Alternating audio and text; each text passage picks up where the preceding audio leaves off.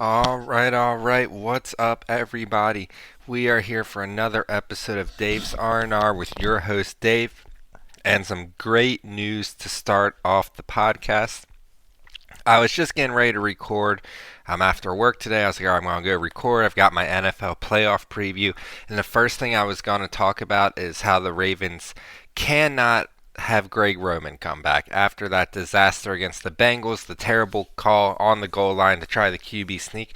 There's no way the Ravens could come back. And I had a whole rant planned out for that.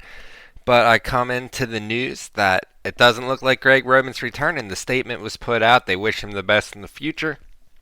No Greg Roman for the Ravens going forward, and that's absolute stellar news. He was crucial in developing Lamar and put out such a good offense at the start, but he's clearly overstayed his welcome at this point. He hasn't been making great play calls in the last 2 years. This was long overdue, if you ask me. So long, Greg Roman. The Ravens are in a lot better place going forward to next year. So I kind of scratches a couple minutes right there because I want to do a huge rant, but the Ravens already took care of that for me, so thank you. We did have a great super wild card weekend for the NFL playoffs. I thought it was one of the more entertaining ones. Almost every game was close. The beginning and the end of the weekend weren't the best. The first game, the 49ers kind of blew out the Seahawks in the second half, and on Monday, the Cowboys made it look easy against the Bucks. But every game in between there was pretty close. I think they were all one-score games. So it was a great weekend. We usually don't get that good of a weekend for the first round, so I'm glad we did. On to the divisional round, the semifinals of the AFC and the semifinals of the NFC this weekend. We've got four great matchups, so I'm just going to give my thoughts on those. We're going to start with the first matchup. Jaguars at the Chiefs. The line is at 9 in the Chiefs' favor. The over-under for this game is 53. The Jaguars pulled it off against the Chargers. Who would have thought going into the half that the Jags were going to turn it around in that second half and have such a great comeback? It was an awesome way to continue the NFL playoffs after the 49ers had an easy game against the Seahawks. So the Jags came back and now they go to Kansas City. And Andy Reid is notoriously great after a bye. I think that's one thing to consider in this game. And 9 points, it's such a tough spot in the NFL playoffs. But I think the Chiefs might lay the points in this one. I think the Jaguars, they gave it all they had against the Chargers. If the Chiefs start off like that and are winning by that much, I just don't see how the Jaguars come back. I think the Chiefs can lay the 9 there, so that's where I'm going early. The money line's minus 500. And obviously, there's no juice there. I think everyone thinks the Chiefs are going to win. The Jags maybe have a couple percent chance in this game. The over-under's at 53. I would tend to go over on this just because the Chiefs are going to get their points and the Jaguars have a solid enough offense with Trevor Lawrence's recent emergence to keep that one at least high scoring. So I'd lean Chiefs minus 9 and over 53.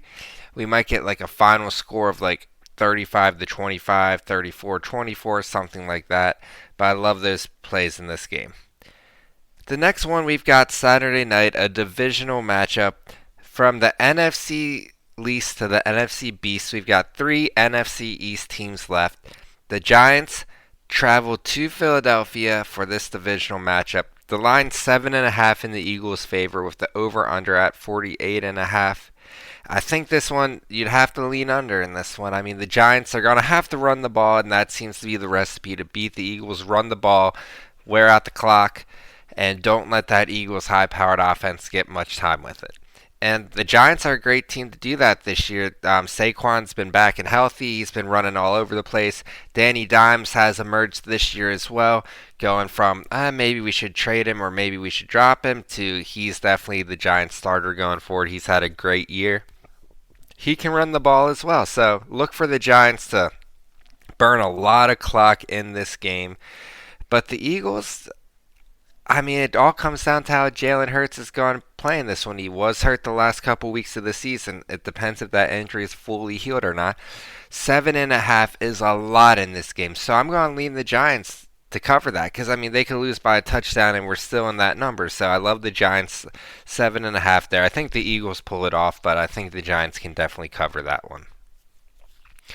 We head into the Sunday games here, and we have the Bengals going to Buffalo in this big time AFC matchup, Joe Burrow versus Josh Allen. Both teams barely pulling it off last week against backup quarterbacks. The Bills barely beating the Dolphins, and the Bengals barely beating the Ravens. This one, the Bills are 5.5 point favorites. The over/under is 48.5. I would kind of lean under here too. I mean, it could be a high scoring one. Both have high-powered offenses, but last week the overs were king, so I think this week we might see unders go a lot better and heavier this week. So that's why I would kind of lean unders. The Bills, I think they can cover this one. It does make me super nervous because, I mean, everyone has been saying about are the Bengals being overlooked, so that kind of makes me think, just watching all the different ESPN shows, that maybe the Bengals can pull this off. And at plus 210, that's definitely good juice. I mean, if the Bengals cover that, I honestly think they're going to win the game if it's within 3. Give me the Bengals, but I'm going with the Bills here. I think they turn it around after a sloppy game against the Dolphins last week. And then in our final matchup in this round, we have the Cowboys going to the 49ers. And this is the toughest game for me to call, actually. The Cowboys looked awesome against the Buccaneers, but let's be real, the Buccaneers should have never been here in the first place. The Cowboys were always the play going into that game. People talk themselves into the Bucs, but it should have always been the Cowboys, and the Cowboys just dominate that game. And I don't know how they were going to fare against the 49ers. It all comes down to, can Brock Purdy keep performing like he has been? Because if he has, this game's all 49ers. But if Dak can perform as well as he has been lately, this game could go Cowboys. So this one, betting-wise, I would absolutely stay away from. I would probably lean 49ers minus 3.5 here, just because I trust their defense a little more than the Cowboys. But this one can go over 46, I think, very easily. If Dak can control the pace a little bit and get his couple touchdowns, I think the 49ers are going to get theirs. So I would probably lean over in this one, but that one's the hardest game for me to call. All I know is I think this weekend, if it's anything like last weekend, we're in for some awesome football. And today we got the best news as Raven fans, that Greg Roman is gone. And hopefully that'll positively impact Lamar's return to the team, because I do think we have to sign him, and I think that was one of the steps that we needed. So look for some news on Lamar hopefully in the next couple weeks here. I'm sure we'll report on that when it comes out, but that's all for this episode. This week got a little busy, so just had our playoff preview here. Hope you're enjoying the Wrestling Wednesdays. There's more reviews to come on our social media at Dave's R&R Media. We're just trying to pick it up as the year goes and get consistent, so thank you for listening. Like, subscribe, download, share, all that good jazz. I appreciate all of y'all, and have a great weekend.